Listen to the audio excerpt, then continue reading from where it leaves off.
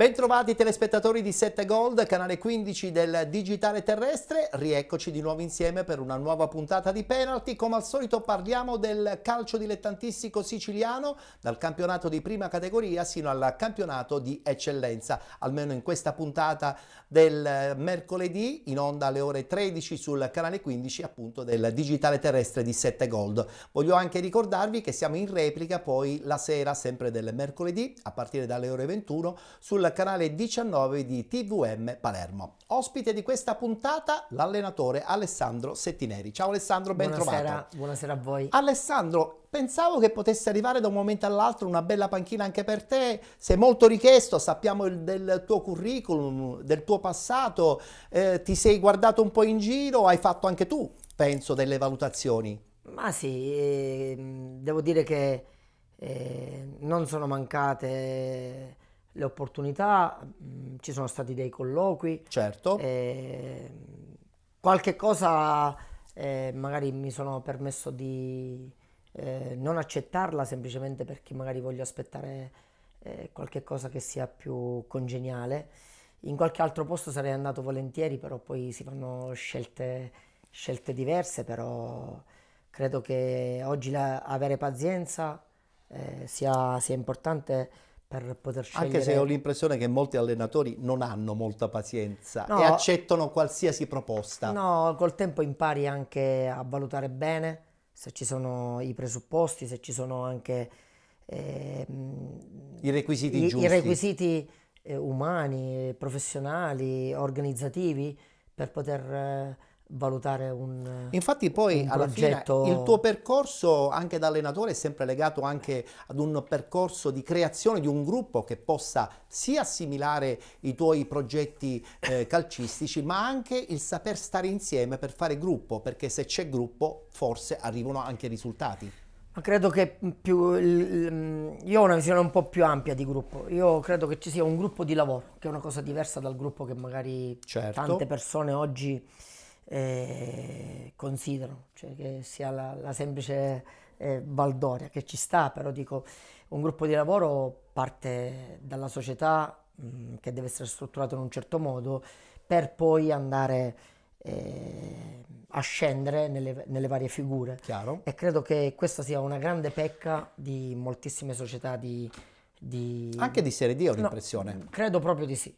Credo proprio di sì perché spesso si fa confusione. Tra l'altro sottolineiamo anche un po' la tua caratteristica, quella di creare appunto gruppo, la bella esperienza di San Cataldo, le proposte che arrivano anche, non ultima quella di Aciliale, le voci insomma sono insistenti. Quella caratteristica ti può portare comunque a giocarti una bella chance in una piazza importante in Serie D.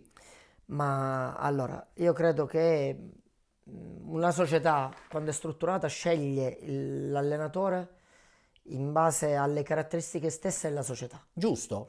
Quindi più disordine c'è, probabilmente più difficoltoso diventa Chiaro. il poterti rapportare. Questo non è un vantaggio oggi, perché in alcuni posti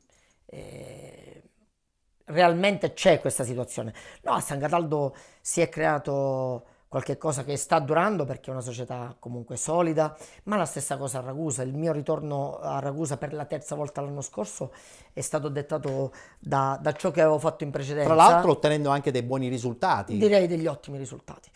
E credo che sia da questo punto di vista dovuto a ciò che avevi lasciato prima, nel modo come ti rapporti con la piazza, con i dirigenti e non solo da un punto di vista prettamente calcistico, anche se il risultato per gli allenatori, a differenza dei direttori, tante volte è lo spartiacque.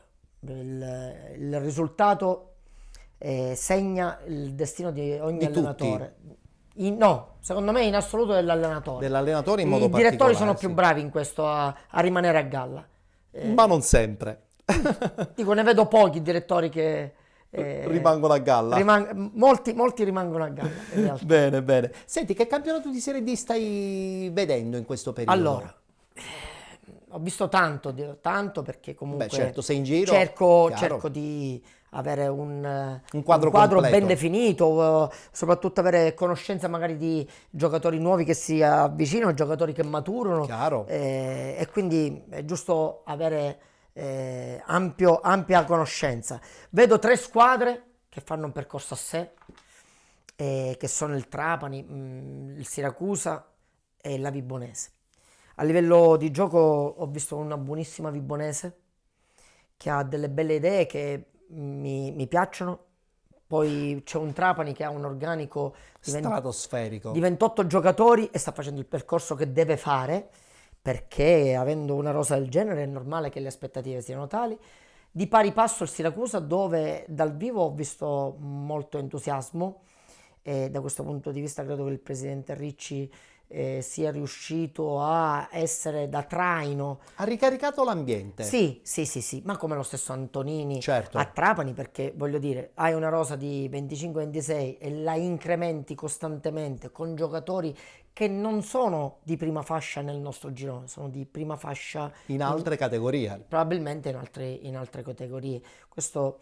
E invece c'è la Vibonese che lavora in sordina, ma che mi ha destato una buonissima impressione. Ed è Licata, che mi dici? Licata- Perché lì è più basso in classifica, però è Ma lì. Licata fa una politica che ormai paga, è un gruppo di lavoro consolidato, rodato, hanno un direttore sportivo che conosce bene la categoria, Un ottimo un allenatore. ottimo allenatore, sì, senza dubbio, un presidente che lascia fare, dei giovani interessanti che cercano di lavorare nel miglior modo possibile, come del resto anche il Sant'Agata.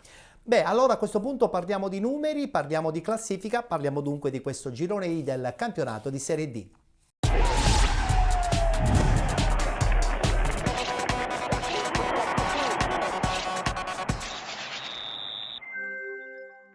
Si è giocata la 12ª giornata, eccolo qua il tabellino dei risultati. Acragas batte San Cataldese 2-1, LFA Reggio Calabria batte Castrovillari 1-0, FC Trapani Città di Ciriale 1-1, Real a Casalnuovo batte Locri 2-1, Vibonese Calcio batte Nuovi Gea Virtus 3-0, Città di Sant'Agata batte San Luca 4-2, Siracusa Calcio batte Gioiese 1918 4-0 ed infine Licata Calcio batte Portici 2-1. In classifica la conferma dell'FC Trapani, in testa con 31 punti, con 30 Vibonese Calcio, 28 Siracusa Calcio, con 21 Licata Calcio, con 18 Città di Sant'Agata, Real Casalnuovo ed Acragas, 15 punti LFA Reggio Calabria, 14 punti Canicattì, 9 Gea Virtus, Città di Ciriale, Ragusa Calcio, 12 punti per la San Cataldese, con 8 punti Locri 1909, 6 punti il Portici, 5 San Luca, 4 Gioiese 1918, con 3 punti il Castrovillari. Si ritorna in campo domenica prossima, 12 di novembre 2023, eccola qua la schermata delle partite, LFA Reggio Calabria Vibonese Calcio, Locri 1909 Canicattì, Portici Gioiese 1918, San Luca Ragusa Calcio, San Cataldese Real Casalnuovo, Città di Ciriale Castrovillari, Nuovi Gea Virtus Acragas, Siracusa Calcio Città di Sant'Agata. Riposano FC Trapani e Licata Calcio. Ecco, a riposare adesso non sarà soltanto una squadra, ma bensì due, perché c'è stato questo patatrack dell'FC Lamezia Terme. Un parere? Disarmante. Disarmante perché già credo che l'immissione della Regina abbia comunque scombussolato. Secondo me se dovevi fare una cosa del genere la dovevi fare in tempo utile, prima che facevi la prima composizione del calendario. Oggi vedere, e soprattutto il comunicato dove si dice che siccome non raggiungi gli obiettivi prefissati, È impensabile è questa impensabile una cosa del genere.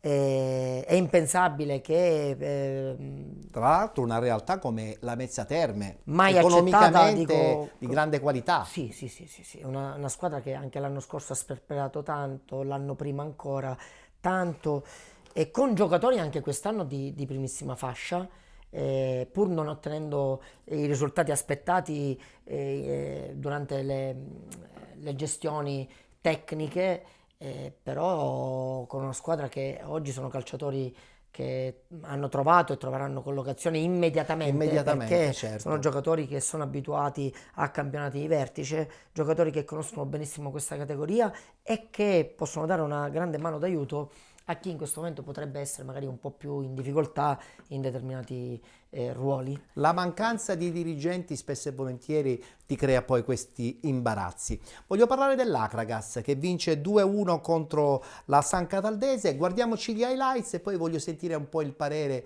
di questa squadra agrigentina, ma anche della San Cataldese, che chiaramente il nostro mister conosce molto bene.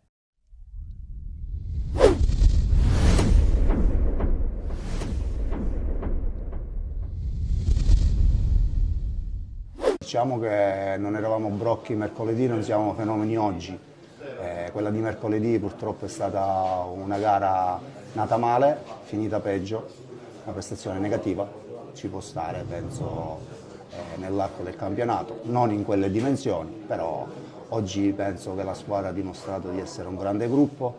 Io sono fiero di questi ragazzi, del mio staff tecnico, uno staff tecnico importante, ha ricompattato il gruppo, avevamo solo 3 giorni per poter smaltire la grande delusione e penso che oggi abbiamo fatto un'ottima gara, l'abbiamo giocata per come si doveva giocare, stando ordinati in campo, soffrendo quanto c'era da soffrire e creando tanto davanti alla porta avversaria. Voglio anche fare i complimenti alla San Cataldese, ho visto una squadra ben messa in campo che corre tantissimo, negli ultimi minuti ci ha messo in difficoltà. Però noi quanto c'è da chiudere le gare dobbiamo chiudere, abbiamo fatto 4 palle gol sul 2-0, direi clamorose. Poi paghi perché un gol rimetti in discussione una gara che penso che comunque abbiamo strameritato di vincere. Il primo tempo abbiamo fatto, secondo me, una delle migliori prestazioni, abbiamo avuto diverse opportunità per andare in vantaggio, la differenza è quella che magari gli avversari in una sola occasione ti fanno gol, mentre noi dobbiamo creare sempre 3-4 e questo non va bene e su quello dobbiamo andare a lavorare. Prendere gol a 2 minuti alla fine del primo tempo ci ha tagliato le gambe, subito dopo ne prendi un altro, quindi diventa veramente difficile, però io non posso rimproverare di niente ai ragazzi perché secondo me hanno continuato. Lei dice l'Agas ha spinto l'acceleratore, no, ci siamo alzati ancora di più noi ed è normale che sulle ripartenze dovevamo rischiare qualcosa, però io non ricordo una sola parata di Dolenti, soprattutto nel secondo tempo, non hanno mai calciato, hanno creato, sono arrivati, non hanno mai calciato. Differenza nostra che nelle ultime 3 opportunità, soprattutto a tempo scaduto, il loro portiere è stato secondo me determinante. Penso che oggi il risultato del pareggio sarebbe stato almeno quello che era giusto che doveva nascere. È stata una partita come l'avevamo preparata, come pensavamo che fosse, una partita dura, maschia, dove ieri avevo detto ci voleva pazienza, tanta concentrazione, sfruttare le occasioni gol che ci capitavano. La squadra è stata, secondo me, ha fatto una grande partita sull'intensità, sulla concentrazione.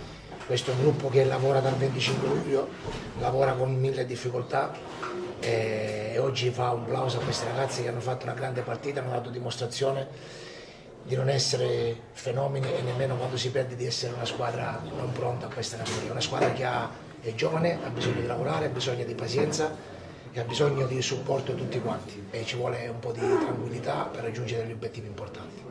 Sì, abbiamo fatto una grande partita, dovevamo rifarci sicuramente dalla partita negativa di Locri, dove abbiamo subito 4 gol, ma si sa è stato solo un caso perché sono delle partite che partono male e poi con le 2 espulsioni che abbiamo subito si è messa male. Però oggi siamo ripartiti alla grande, sin dal primo momento abbiamo messo in campo la giusta determinazione, abbiamo portato a casa i 3 punti. Ci siamo messi in testa che era la partita della svolta, anche se è stato solo uno sbarione, come ho detto prima, la partita di mercoledì. Sin dal primo momento abbiamo detto che questa partita dovevamo portarcela a casa a tutti i costi e così è stato.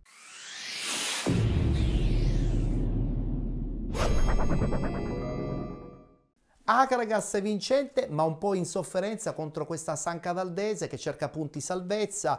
2-1, si è un po' calmata la piazza, però le proteste continuano secondo me sottoterra. No, ma credo che comunque siano in scia con I progetti iniziali? i progetti, sicuramente. Hanno dato un segnale, almeno numericamente, alla sconfitta, alla brutta sconfitta che avevano subito Locri. di Locri, in una partita tirata, in un derby sentito da entrambe le tifoserie, anche per dei trascorsi precedenti Chiaro. in cui una promozione è stata giocata con una finale Agragas-San Cataldese, in cui la San Cataldese... Ero presente quel giorno, mi ricordo di anch'io. quella bella partita. Tu eri molto presente in campo anche. No, per cui Sì. la San Cataldese deve trovare, come sempre nella società, la forza. L'equilibrio. Ha una società che non si arrende perché sono dei tifosi, e quindi come tali, anche quando vanno in difficoltà, cercano di... Alessandro, mi sa che ci hai lasciato il cuore tu a San No, Cataldo. è una piazza che ancora oggi mi scrivono in tanti. Di solito dove vado, tutto sommato, Lasci segno. ho un buon rapporto, Bene, un buon rapporto bene. con i dirigenti, con la gente comune, e troverà sicuramente il modo per non soffrire. Abbiamo parlato poc'anzi dell'FC Lamezia Terme, però attenzione, c'è quest'altra società un po' in difficoltà che è l'LFA Reggio Calabria, no? Che vince sì a Castrovillari 1-0, ma sappiamo benissimo che recuperare tutti questi punti nel giro stretto di un paio di partite non è mai facile. Che Allora, ne pensi? penso che ha una struttura societaria con dirigenti che conoscono il calcio, ma che hanno fatto tutto in fretta e forse hanno forzato i tempi perché erano molto ristretti, perché probabilmente gli altri hanno programmato prima e secondo me faranno fatica perché il gap sta aumentando, ma come era fisiologico, Chiaro? perché era preventivabile. Credo che la speranza dei dirigenti della Regina fosse quella di rimanere il più possibile legati fino a dicembre e poi eventualmente cercare di apportare Delle quelle modifiche. migliorie. L'assenza di Rossetti davanti, quindi dell'attaccante, non li ha aiutati in alcune partite, pur avendo fatto delle buone gare, però rimane nel gruppo delle tante. Non credo che abbia oggi le potenzialità per concorrere con quelle tre. La partita tra FC Trapani e Città di Aciriale si è conclusa 1-1. La Ciriale ha fatto un miracolo perché sin qui, insomma, il Trapani aveva praticamente asfaltato un po' tutti. Sì, aveva vinto con merito, ha delle qualità individuali importantissime nei singoli, lo dicevamo poc'anzi. Sì, è vero.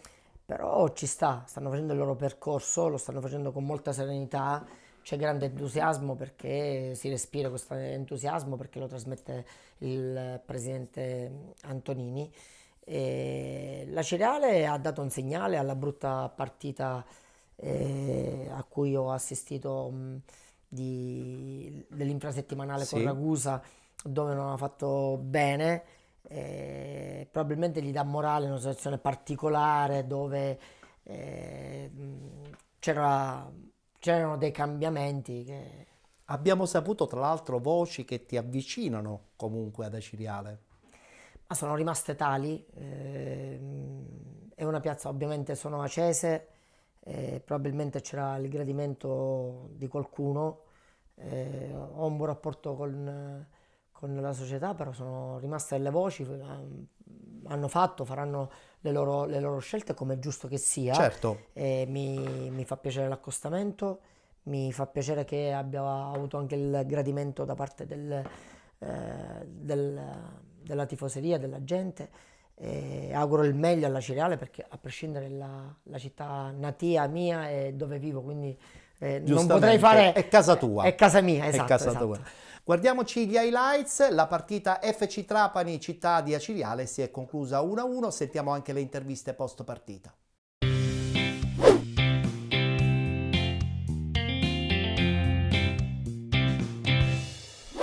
Io penso che oggi bisogna fare i complimenti alla Ciriale per l'atteggiamento che ha avuto, una squadra che ha interpretato la gara nell'unico modo come poteva interpretarlo, difesa a denti stretti, con tanta cattiveria agonistica, con tanta voglia di sudare la maglietta, e quindi partiamo da questo. Noi da parte nostra, sotto l'aspetto dell'atteggiamento, io penso che c'è poco da rimproverare alla squadra, perché andare sotto dopo 40 secondi a freddo in questo modo sicuramente può un po' anche destabilizzare l'aspetto mentale riguardante la gara. Quindi la squadra penso che è stata su 95 minuti, 92 nella metà campo avversaria. Abbiamo fatto un primo tempo dove sotto il profilo del dominio, soprattutto a livello di occupazione degli spazi nella metà campo avversaria, è stato eccellente. Il secondo forse abbiamo avuto troppa frenesia e abbiamo avuto forse un po' di poca astuzia nel cercare qualche situazione, magari dovevamo prendere qualche punizione in più, dovevamo prendere qualche calcio d'angolo in più, anche se il portiere loro è stato bravo in 2 occasioni a salvare il gol. Però lo sport è questo, il calcio è questo, bisogna accettare il verdetto del campo. Il verdetto del campo dice che dobbiamo fare qualcosina in più, soprattutto nel secondo tempo dobbiamo migliorare, soprattutto sotto il profilo, perché questa è una squadra che ha tanta esperienza, e quindi magari sotto questo punto di vista mi aspettavo un po' di malizia in più per cercare di vincere la gara. Sotto il profilo dell'impegno non posso rimproverare nulla ai ragazzi, ho fatto già i complimenti perché in tutti i modi hanno cercato di vincerla. Dobbiamo forse migliorare questo. Nel secondo tempo, gli ultimi 20 minuti, dobbiamo avere qualche modo diverso per cercare di fare male alla Cereale, che ripeto, faccio i complimenti perché non era facile venire qua, si sono difesi con ordine e quindi portano a casa un punto che sicuramente per loro è importante, senza rubare nulla. Abbiamo trovato il gol del vantaggio su uno schema nostro di calcio d'inizio. Il rigore, come dice giustamente lei, è sacrosanto. Io onestamente non l'ho visto, me l'hanno detto tutti che il rigore ci stava, quindi io mi affido chiaramente al vostro giudizio. Dopodiché sapevamo, perché l'unica arma che avevamo era quella di studiare bene il Trapani, e non lo puoi studiare al 100%. Quindi dovevamo necessariamente individuare delle giocate, degli atteggiamenti loro dove potevamo colpirli in funzione dei nostri punti di forza. Quindi sapevamo che loro facevano questa pressione ad intermittenza, lasciatemi passare il termine, e quindi là ne dovevamo approfittare. È vero, nel secondo tempo un po' hanno smesso, a mio avviso, di ragionare, e quindi ci ha facilitati, ci ha fatti salire, e poi è chiaro che l'ostruzionismo, il giocatore a terra, sono cose che si vedono un po' in tutte le categorie, e la usi anche come arma un po' di difesa, no? Perché comunque, ripeto, dall'altro lato c'è veramente tanta qualità. Venivamo da 2 sconfitte consecutive, contestazione giusta dei tifosi, perché non per la sconfitta ma per il nostro atteggiamento. Noi abbiamo perso le partite perché l'atteggiamento non è stato quello giusto. Oggi, in settimana, in questi 2 giorni, l'abbiamo allenato l'atteggiamento e la voglia di andare a fare punti a Trapani. Non abbiamo visto l'avversario, non ce lo potevamo permettere, dovevamo venire a fare punti. Abbiamo provato in tutti i modi, potevamo andare via anche con 0 punti, ma l'atteggiamento era quello del sacrificio e da là dobbiamo ripartire. È chiaro che tutti i nostri avversari non saranno il Trapani, e meno male, quindi ci sono avversari più alla portata, dove cercheremo di fare, o dovremmo fare, qualcosina in più, obbligatoriamente, ma l'atteggiamento è quello giusto. Bisognava preoccuparsi quando veniva questo pareggio da una prestazione brutta, svogliata, da una squadra che sbagliava l'atteggiamento mentale, da una squadra che non lottava, da una squadra che era pigra, che non era umile. Questo non c'è stato, quindi pensiamo a lavorare con molta serenità e andiamo avanti per la nostra strada, consapevoli che il campionato è questo, e quindi facciamo tesoro di quello che non abbiamo fatto bene oggi per non incappare poi la prossima gara del genere su quello che oggi abbiamo fatto male e farlo meglio.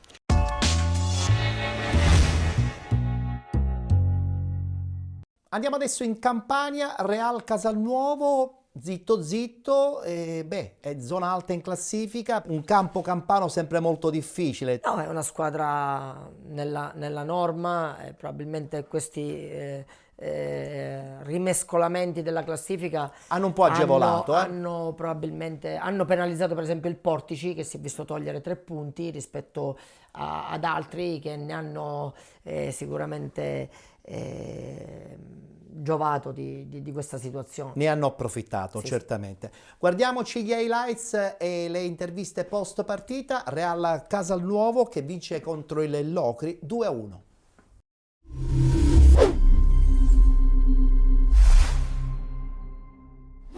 Una squadra difficile da affrontare, l'avevo detto prima della partita, una squadra che era in fiducia, veniva da un risultato importante contro l'Akragas e l'ha dimostrato oggi. Anche se la vittoria è strameritata, dopo 3 legni colpiti e tante occasioni sprecate, è arrivata al 95esimo la vittoria. Sono contento perché un'altra squadra, non so se riesce, dopo il gol annullato a Carnevale al 93esimo, quindi molte squadre magari non riescono a spingere fino all'ultimo e devo dire che i ragazzi mi hanno sorpreso anche in questo. È una prestazione superlativa, hanno dimostrato grande carattere. Sono molto contento veramente perché sono orgoglioso di allenare questi ragazzi, perché lo vedo che migliorano di partita in partita, anche la fase difensiva molto bene, abbiamo subito gol oggi su un rigore molto dubbio, quindi non hanno concesso nulla agli avversari, una squadra che davanti ha dei giocatori importanti, quindi siamo tutti soddisfatti. Adesso ci godiamo questa vittoria e ci alleniamo questa settimana con più serenità e tranquillità. Penso che il pareggio era il risultato più giusto, anche se il secondo tempo c'è stata una pressione maggiore del Real Casalnuovo, però non abbiamo sofferto quasi niente tranne quel tiro di fuori area che ha preso la parte superiore della traversa. Secondo me il pareggio sarebbe stato il risultato più giusto, però queste partite in Serie D finiscono così, finiscono al 96esimo, 97esimo e c'è una grande amarezza e delusione perché torniamo a casa senza punti. Secondo me ha cambiato la partita, le 5 sostituzioni che ha fatto il Casalnuovo, perché ha messo 5 forze fresche, noi solo 2, anche perché noi avevamo 4 squalificati e non avevamo i cambi. La partita è cambiata secondo me su quello, perché mettere su 11 5 forze fresche, su 10 di movimento, perché uno è il portiere, mettere 5 forze fresche ti cambia la partita. Io ho potuto cambiare solo 2 perché gli altri erano tutti ragazzini in panchina. Secondo me quello è stato perché le 2 sostituzioni è cambiato un quinto per un quinto e un attaccante per un attaccante. Non è che ho tolto l'attaccante e ho messo il difensore, tatticamente non è cambiato nulla. Sapevamo che era una partita difficile per dare continuità alla vittoria di mercoledì e quell'altra in casa era importante fare questi altri 3 punti e ci siamo riusciti alla fine, ma la vittoria sicuramente meritata. L'Ocri è una squadra messa bene in campo, una squadra che ha combattuto perché ha bisogno almeno di portarsi il pareggio, quindi abbiamo visto un secondo tempo dove si sono chiusi dietro per difendere la porta, ma l'entusiasmo attuale della squadra e la convinzione di fare bene ci ha dato ragione, ci ha fatto portare i 3 punti a casa. Bravi ragazzi.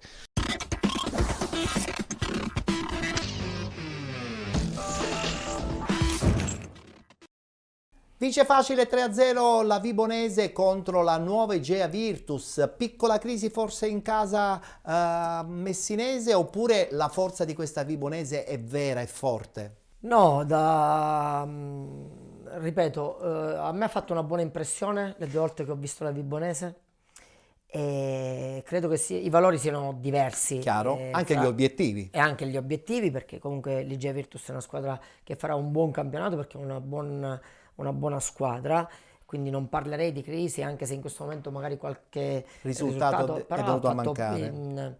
C'è stato un momento che ha avuto il suo momento top, lo ha fatto bene, però la Vibonese, ripeto, è una squadra che mi piace, spende meno rispetto alle altre 2, però posso dirti che da un punto di vista qualitativo, da un punto di vista proprio è un di tasso giocate, inferiore rispetto a Trapani, Siracusa? No, a livello di gioco no, onestamente no, è la squadra che mi piace tanto. A livello di rosa e di organico credo di sì, perché per esempio il Siracusa oggi anche loro hanno entusiasmo, è una squadra che si esprime bene, una squadra di Gaspare e ha una forza economica importante. Chiaro. Quindi dipenderà tutto da cosa deciderà di fare il presidente CAF. Sentiamo l'intervista post partita all'allenatore della Vibonese Calcio.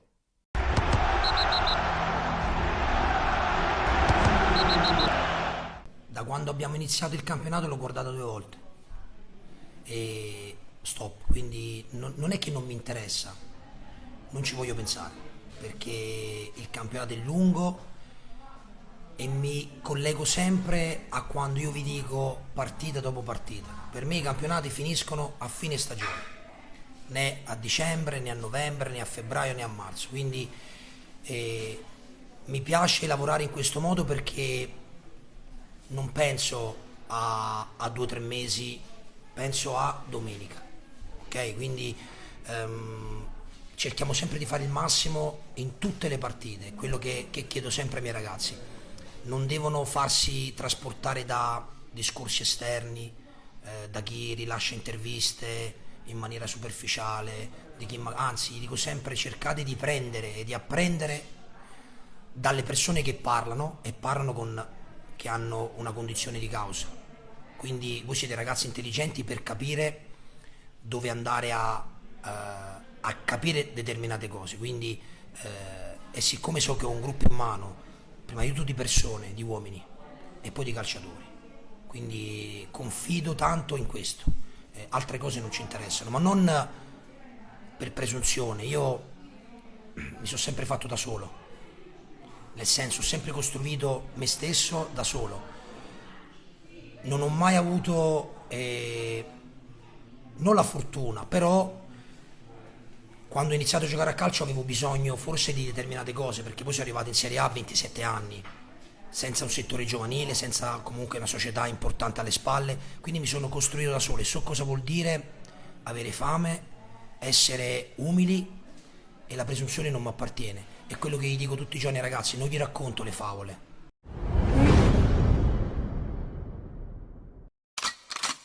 Continuiamo a parlare del girone I del campionato di Serie D. Adesso ci guardiamo gli highlights della vittoria del Città di Sant'Agata contro il San Luca. 4-2 il risultato finale.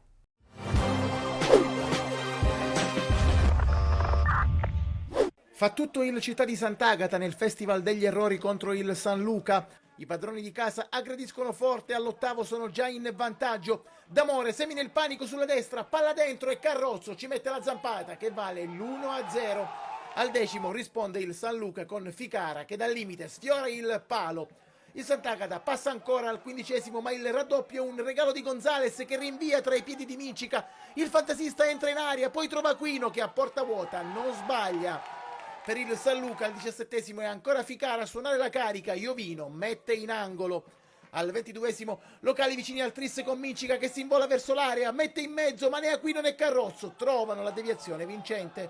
Al 25° gran palla di Squillace che pesca Mincica sotto porta, il colpo al volo del fantasista trova il guizzo di Gonzales in angolo. Padroni di casa in totale controllo del match, ma poi un minuto di follia riapre tutto. Al 37° Esposito perde palla sulla pressione di Diarra, Buc va appena dentro l'area, insacca a fil di palo. Al 38° errore clamoroso di Nagy con Dampa che ringrazia e fulmina Iovino per il 2-2. Al 40° ci prova invece Saverino per il Sant'Agata, il suo tiro sfiora l'incrocio. Nella ripresa i padroni di casa partono subito forte, dopo 30 secondi Mincica mette dentro per Carrozzo che non ci arriva, in qualche modo il San Luca si salva. 10° minuto, break di Aquino sulla 3/4, il suo tiro è deviato, Carrozzo tiene vivo il pallone sulla linea, chiusura sciagurata di Murdaca e Gonzales con Mincica che dà un passo, scaraventa in rete per il 3-2. Il San Luca prova ancora a scuotersi, Nagy rinvia malamente sui piedi di Calogna che in diagonale manca il bersaglio grosso. Per il Città di Sant'Agata è tempo di chiudere i conti. Al 30° Logrande serve sulla costa Squillace, anticipato dal portiere. Poi al 32° il poker nasce ancora da un errore ospite. Calombola in retropassaggio innesca Capogna che in area conclude sulla deviazione Logrande, è freddissima a insaccare sotto le gambe di Gonzales.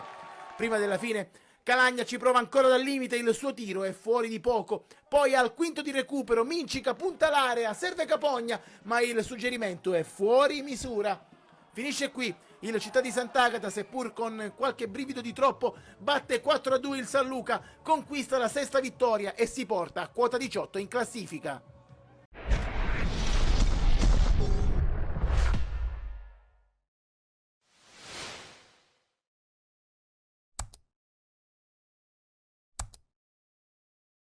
Beh, anche il Città di Sant'Agata ha una continuità anche quest'anno, no? Alessandro? Senza ombra di dubbio. Devo dire che è una società che ha una struttura societaria con ruoli ben definiti, a partire dal direttore generale a finire al magazziniere. È l'ambiente giusto per lavorare in santa pace. È un ambiente sano, con un budget non esoso, ma ben distribuito, è un budget che sanno sfruttare appieno, lasciano la possibilità di lavorare per bene. Anche quest'anno hanno messo su una squadra col giusto equilibrio. Credo che sia il posto giusto per la maturazione di alcuni calciatori, per prendere piena consapevolezza non solo della categoria ma anche delle proprie capacità. Credo che è una società che oggi funziona, prova ne sia che chi arriva là, sia da un punto di vista di giocatori che di allenatori, riesce a far sempre bene. E questo non è casuale, non è mai casuale. Anche perché questo è un progetto che è partito già da qualche anno, con Giampà prima. No, è partito l'anno dell'eccellenza. L'anno dell'eccellenza secondo me è partito, che hanno fatto esperienze tanta. Era l'anno in cui ce lo siamo giocati assieme quando io ero a Ragusa. E ti dico che l'esperienza nel tempo li ha perfezionati, ha migliorati, ma come ognuno di noi. Oggi hanno la consapevolezza della categoria, conoscono la categoria e sanno aspettare i momenti, non sono frenetici e quindi faranno il loro percorso tranquillissimo. Tranquillissimo. Percorso importantissimo invece di questo Siracusa, che sbanca anche Gioia Tauro, 4-0 contro la Gioiese. Beh, un Siracusa che a questo punto aspetta con ansia il big match contro il Trapani. Che non sarà decisivo.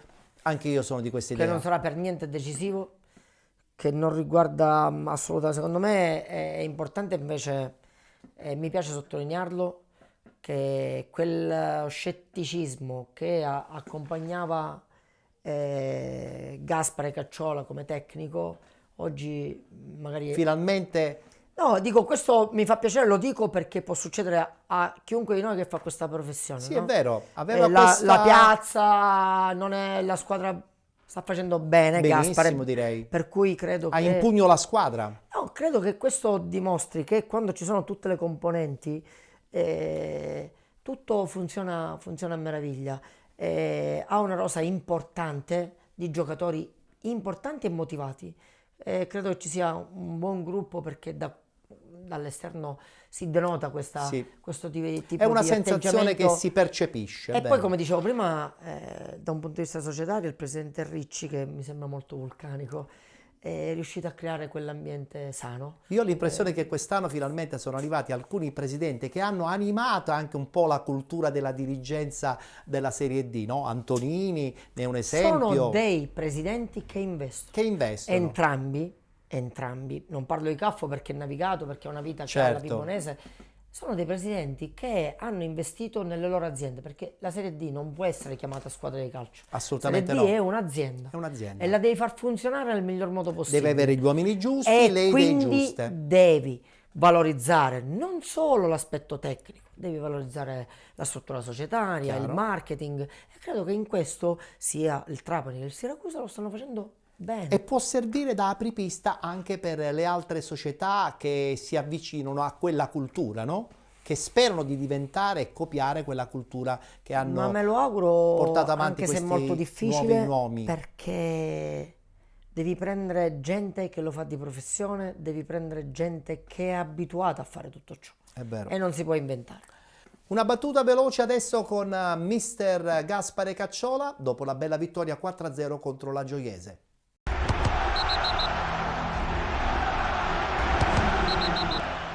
Grande determinazione, voglia di lottare su ogni palla. Questa squadra, come hai detto tu, dimostra sempre più questo senso di appartenenza per questa maglia. Purtroppo oggi non c'era il calore del nostro pubblico, a loro noi dedichiamo sicuramente quest'ulteriore vittoria e ci godiamo il momento. Mi auguro che domenica ci sia il pubblico delle grandi occasioni, perché questi ragazzi lo meritano. Questi ragazzi stanno buttando il cuore oltre lo stadio. Come ho sempre detto e come sempre dirò, guardo solo a noi stessi. Noi stiamo facendo un grandissimo percorso, con grande umiltà, con grande serenità andiamo avanti. Da martedì inizieremo a preparare la partita delicata col Sant'Agata.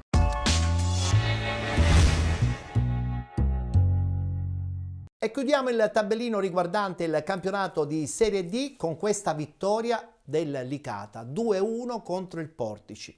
Alessandro, io ho una sensazione che questo Licata, quando tu lo vedi giocare, è travolgente. È gradevole. È gradevole. Io non voglio deprezzare gli altri allenatori e le altre squadre, ma mi è capitato di vedere molte volte questo Licata e mi dà una sensazione di una squadra che corre a 2000 tutta la partita. Sono tanti giovani, sono calciatori invece che hanno raggiunto la giusta maturazione, quindi il giusto mix.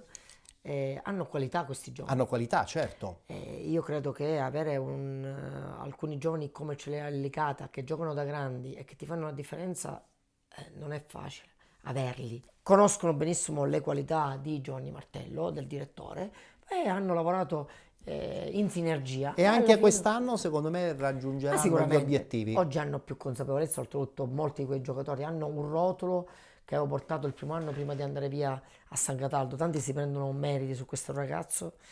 Lo portai 2 giorni prima di andare via, di dimettermi, l'avevo portato e poi ci fu un problema di tesseramento. Sì, mi ricordo. E quindi non poté giocare. Dico, oggi tutti parlano di questo ragazzo che prima non trovava collocazione. Oggi è super richiesto. Oggi è super richiesto perché ha dimostrato di essere un giocatore bravo e di valore.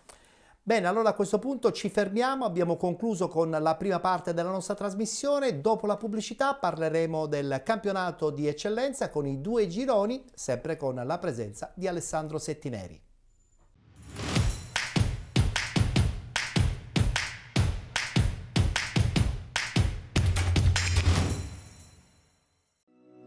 Benvenuti da Giada Immobiliare. La professionalità come punto di partenza, la qualità dei servizi come riferimento essenziale. Tutto questo è Giada Immobiliare di Giuseppe D'Antone. Servizi di compravendita ed affitti, supporto per concessioni mutui e consulenza finanziaria. Ed inoltre assistenza partecipazione ad aste giudiziarie e consulenza tecnico-legale.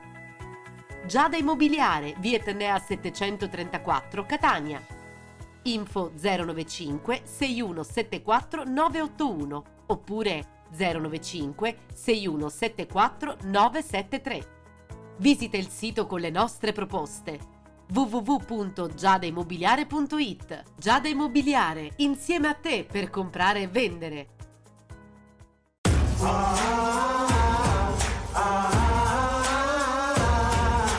L'organizzazione di un evento è importante. Affidalo a dei professionisti seri. Licitra Service, agenzia leader nel settore dei servizi hostess, steward, accoglienza, hospitality e security. Licitra Service, pluriennale esperienza nei grandi eventi come concerti, stadi, congressi e fiere. Per informazioni e preventivi chiama Licitra Service. Telefono 349 68 96 249.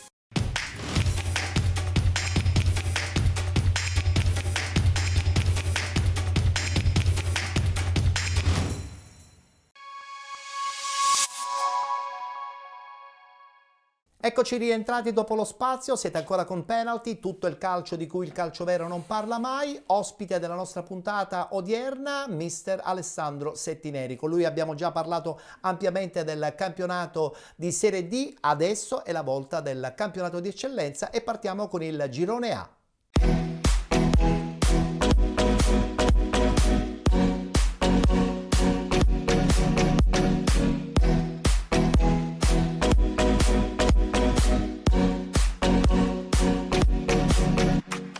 Si è giocata la 9ª giornata, subito il tabellino dei risultati di domenica. Casteldaccia batte Aspra 3-2, Nis FC batte Athletic Club Palermo 1-0, Profavara batte Super Giovane Castelbuono 3-0, Castellammare batte Don Carlo Misilmeri 3-1. Pareggio tra Folgore Castelvetrano e Geraci, 1-1 il risultato finale. Mazzara 46 batte Fulgatore 1-0, Unitas Sciacca batte Mazzara 4-1 ed infine Oratorio Sancile e San Giorgio Accademia Trapani 1-1. Conferma in testa per la Nis FC, al primo posto con 25 punti, 22 Profavara, 21 Mazzara 46, 14 Unitas Sciacca e Folgore Castelvetrano, con 13 punti Athletic Club Palermo ed Accademia Trapani, 12 Super Giovane Castelbuono e Castellammare, 10 punti Oratorio Sancile e San Giorgio, con 9 punti il Casteldaccia, 8 punti per Geraci e Mazzara, 7 Don Carlo Misilmeri, 6 Aspra ed infine chiude la classifica il Fulgatore con 3 punti. E partiamo subito da questa Nis FC imbattuta, una squadra che da più parti viene candidata come l'assoluta vincente di questo girone A del campionato di eccellenza, che tu tra l'altro conosci bene, l'hai già vinto con la San Cataldese qualche anno fa. Sì, è ovvio dire che ha una rosa stratosferica per il campionato, per la categoria. Ma è necessario spendere tutti questi soldi per vincerlo questo campionato di eccellenza? Tu lo hai fatto, ma non è che avevate questo budget come quello di Giovannone di quest'anno? Io non lo so quando spendono, perché non è... Ma so che spendono tanto. Non lo so, non ci entro in merito, non è di mia competenza. Di certo a giocatori veramente importanti con un curriculum che farebbe invidia a molti giocatori di Serie D, per cui credo che abbiano un budget importante, però dico, hanno anche qua migliorato tutte le componenti. È una piazza esigente che comunque ha fame di calcio, probabilmente l'anno, tranne catastrofi, non hanno rivali a mio avviso, anche se il Pro Favara e il Mazzara, francamente il Pro Favara sta cercando di tenere il passo, ha allestito una buonissima squadra per la categoria, con gente di categoria che questi campionati li ha vinti. Secondo me gli manca quel quid in più alla lunga. E il Mazzara in sordina, una società mi dicono molto solida, che cerca di rimanere aggrappata nella speranza del passo falso, no? Che può sempre succedere, attenzione. No, ovviamente può sempre succedere, però credo che è talmente ampia, è talmente forte la rosa della Nissa, che col passare delle giornate questo range, questa forbice si amplierà tantissimo. Voltiamo pagina, adesso parliamo del girone B.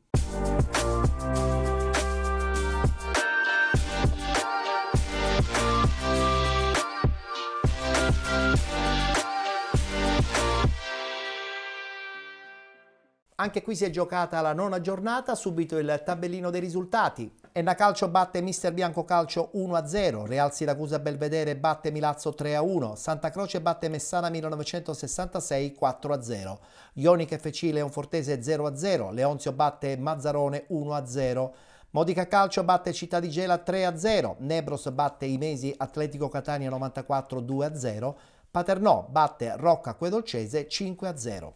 In classifica abbiamo il duo di testa Modica Calcio ed Enna Calcio con 19 punti, con 18 il Paternò, con 15 Città di Gela, 14 punti Nebros, Real Siracusa Belvedere, con 12 il Milazzo, 11 punti Mazzarone e Santa Croce insieme al Mister Bianco 2011 e alla Leonzio 1909. 10 punti Ionica FC, 9 punti Leonfortese, Imesi Atletico Catania 94 ed infine chiudono la classifica con 6 punti Rocca Acquedolcese e Messana 1966.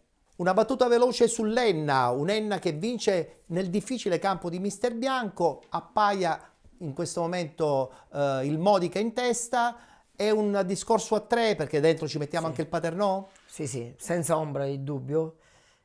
Sono queste le squadre che lotteranno fino alla fine. L'Enna è in ripresa dopo un inizio un po' stentato, un po' problematico da questo punto di vista. Il Modica, che invece a mio avviso anche qua stanno cercando di costruire un progetto. L'anno scorso credo che abbiano messo le basi per arrivare ad oggi, cioè essere più consapevoli. L'anno scorso hanno investito tanto non ottenendo ciò che magari si aspettavano, e quindi l'esperienza probabilmente li aiuterà, e oggi la vedo una società solida, una società che ha pianificato bene, che ha allestito una rosa importante per la categoria, per cercare di raggiungere questo obiettivo.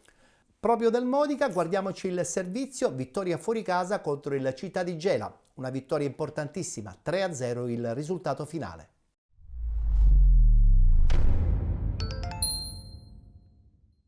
Modica che arriva al Presti reduce dalla sconfitta in casa contro il Santa Croce, Gela invece dal pareggio a Catania. Primi 10 minuti di studio dove non succede praticamente nulla, al 13° però è il Modica a passare in vantaggio con Manfred che da 2 passi la mette dentro e firma l'1-0 per i rossoblù.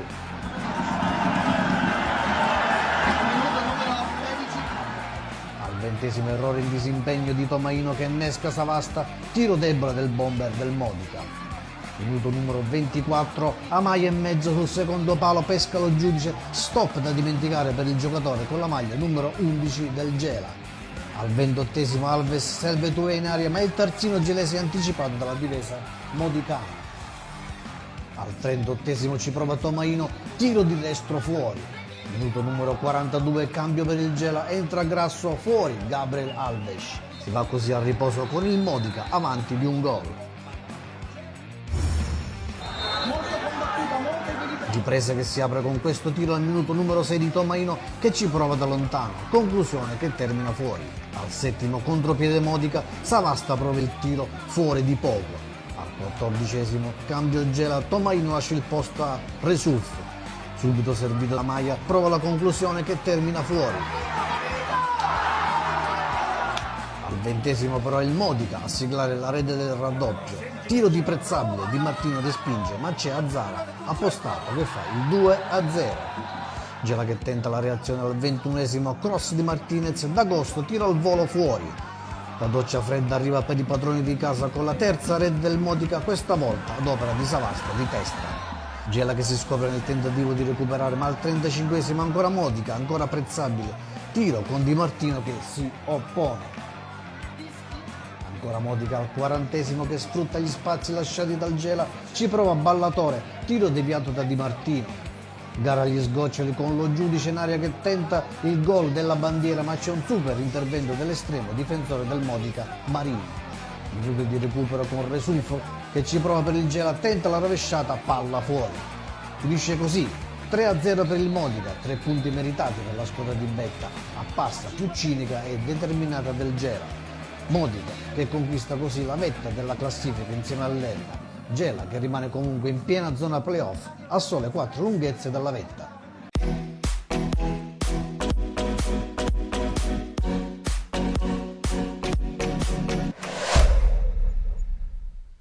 Modica, Enna, terzo incomodo a questo punto il Paternò Calcio, 5-0 contro la Rocca Acquedolcese, partita facile perché comunque la Rocca Acquedolcese attualmente ultima in classifica, certamente pensa solo a cercare di far punti per salvarsi, l'obiettivo invece chiaramente dichiarato del Paternò è quello di portare a casa più punti possibili, qualche punto perso all'inizio della stagione, adesso pian pianino sono entrati a regime. Ma è una squadra forte, una squadra costruita con giocatori importanti.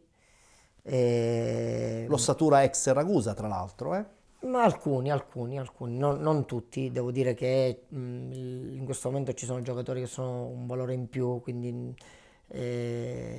Belluso c'è stato in un frangente, poi non c'è stato più nell'anno LAD, non ha mai giocato, cioè non era mai a Ragusa e oggi è un giocatore che quando è in giornata è pericoloso, fa la differenza, ma dico in generale non è una corsa a due come dicevi poc'anzi tu fra Enna e Modica, ma assolutamente il Paternò deve obbligatoriamente per la rosa che ha e per la piazza che è cercare di vincere il campionato. Dopo la retrocessione dell'anno scorso credo che ci sia un senso di rivalsa in tutti, dal presidente al direttore, dall'ambiente in generale. Chiaro. Ma allora a questo punto saranno gli scontri gli scontri diretti a decidere potenzialmente questa classifica del girone B? Incideranno, ma non saranno, a mio avviso non sono mai determinanti. Credo che sia la costanza di risultati, la costanza societaria, quindi nel non far mancare nulla al gruppo, e la compattezza. A mio avviso sarà solo all'ultimo in questo girone si deciderà, rispetto al girone A dove prevedo che probabilmente si sfilaccerà un po' di più. Questo credo che fino alla fine sarà un po' sarà più avvincente. Sarà anche più e piacevole, un po' anche ci se piace, però, sono 3 squadre soltanto, perché il resto, dico, non può competere assolutamente. Io credo che alla lunga si rischia anche di saltare qualche playoff. Beh, vedremo come andrà a finire. Certamente a conferma appunto che anche quest'anno questo girone B è certamente interessantissimo. Abbiamo chiuso anche con il campionato di eccellenza e per chiudere la puntata odierna un'altra battuta con Alessandro. Allora Alessandro, abbiamo capito che insomma un po' di movimenti ci sono stati, le scelte sono sempre legate anche ad un ambiente, no? Se l'ambiente non ti garba, non rientra un po' in quelli che sono le tue idee di calcio, fai bene secondo me a non accettare le avventure. No, ti dico, bisogna sempre confrontarsi e parlare con tutti. Chiaro. Non vorrei che passasse un messaggio di assolutamente, arroganza, assolutamente, che non è questo. Non è neanche il tuo caso. Grazie a Dio posso pazientare, perché comunque per scelta voglio capire se ci sono dei posti dove posso lavorare bene e se me ne danno l'opportunità, ovviamente, perché non dipende mai. Ci mettiamo la parola progetto oppure è troppo abusata? No, quando mai? È una parola che è abusata. estremamente abusata e credo che sia anche diventata lo scudo di tanti per nascondere. Mi piace il termine che usi, scudo di tanti, lo scudo di ripeto, tanti. grazie a Dio posso vivere anche di altro, quindi mi posso anche permettere di dire per bene le cose che penso. Quindi allenatore libero. No, ma non è un discorso di allenatore libero, è che secondo me, come nella vita, sono abituato a dire ciò che penso e quindi lo faccio anche in un mondo che a volte è un po' più mascherato. Bene, allora che dirti? Un in bocca al lupo comunque per il proseguo di un possibile tuo nuovo incarico, nella speranza di vederti presto qui all'interno di Penalty con una bella panchina. Me lo auguro anch'io. Anche perché Penalty porta per tradizione bene. Ah sì? Dopo l'ospitata. Allora questa cosa facciamola bene così. Benissimo. Grazie Alessandro. Anche a me manca il campo, quindi mi immagino. Mi farebbe enormemente piacere. Grazie del vostro invito, è stato un piacere. Grazie ad Alessandro Settineri. Noi chiudiamo qui la puntata odierna, vi rimandiamo chiaramente alla prossima settimana, come al solito sempre con Penalty, la trasmissione che parla solo di calcio dilettantistico. Grazie per essere stati con noi e appuntamento a tra 7 giorni.